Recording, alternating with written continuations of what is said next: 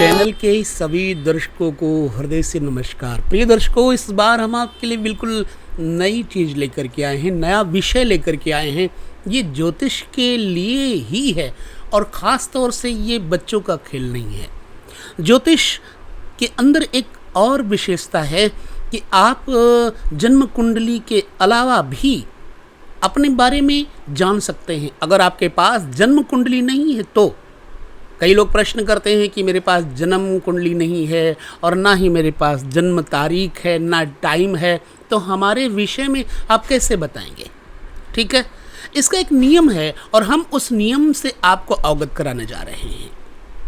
देखिए, जब भी कोई कुछ भी आपके पास पूछने आता है अपने बारे में तो आप कैसे बताएं?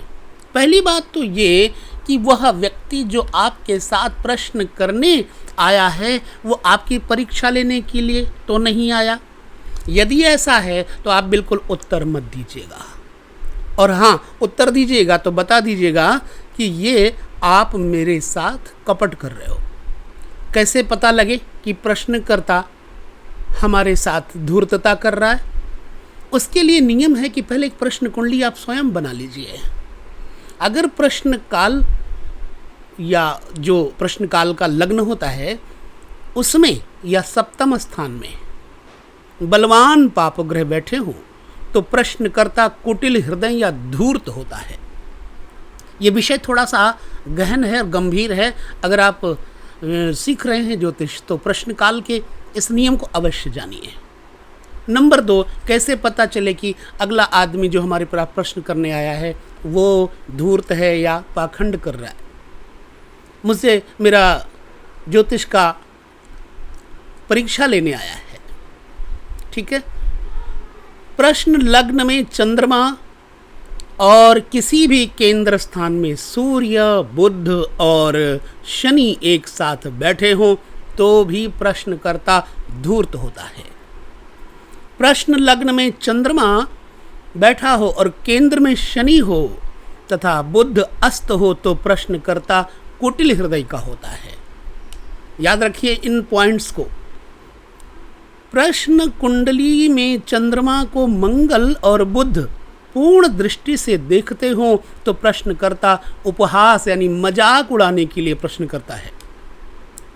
लग्नेश और सप्तमेश पर चंद्रमा तथा गुरु की शत्रु दृष्टि हो तो प्रश्नकर्ता उपहास के लिए प्रश्न करता है।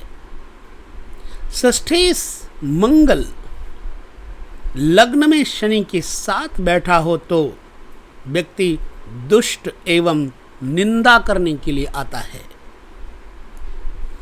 लग्नेश और सप्तमेश को चंद्रमा तथा गुरु मित्र दृष्टि से देखते हो तो परीक्षक सरल हृदय का होता है, यानी कि वो निष्कपट भाव से प्रश्न कर रहा है। अगर लग्न में शुभ ग्रह बैठे हों या फिर उनकी लग्न पर दृष्टि हो तो प्रश्नकर्ता सज्जन व्यक्ति होता है। सप्तम स्थान में शुभ ग्रह बैठे हों या उनकी सप्तम भाव पर दृष्टि हो तो प्रश्नकर्ता धूर्त नहीं होता। चंद्रमा और गुरु दोनों केंद्र त्रिकोण स्थान में मित्र राशि में हो या बुध और गुरु लग्न या सप्तम में हो तो प्रश्नकर्ता सरल स्वभाव का होता है।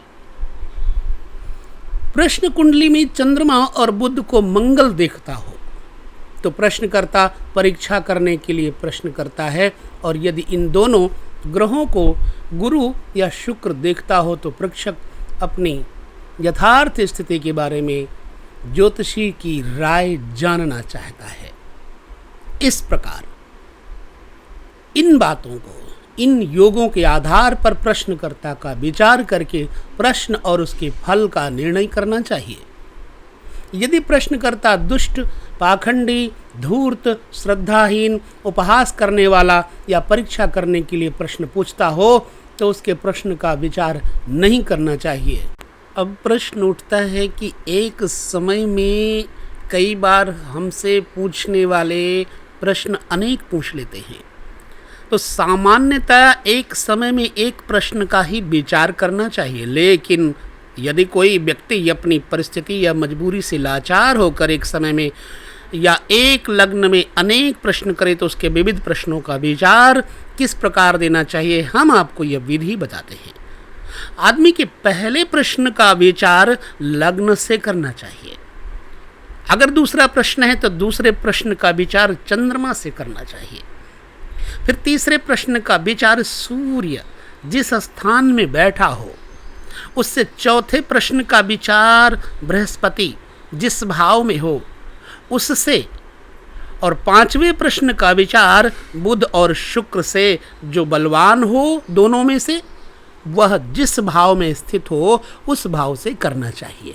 तो मेरा ये बताने का यही एक प्रयोजन है कि आपको प्रश्नकर्ता के विचारों को समझना है और आप प्रश्नों का उत्तर किस प्रकार से दें, किस ग्रहों के अनुसार प्रश्न का उत्तर दें, इस सारे विषय के बारे में हम आपको अगले वीडियो में बताएंगे। इस वीडियो में बस इतना ही कि आपके पास अगर कोई प्रश्न करता आए और एक से अधिक प्रश्न करे तो कैसे उत्तर दें, कैसा लगा आपको ये विचार हमें अवश्य ही बताएं। बस लेते हैं विदा आप सभी से, नमस्कार।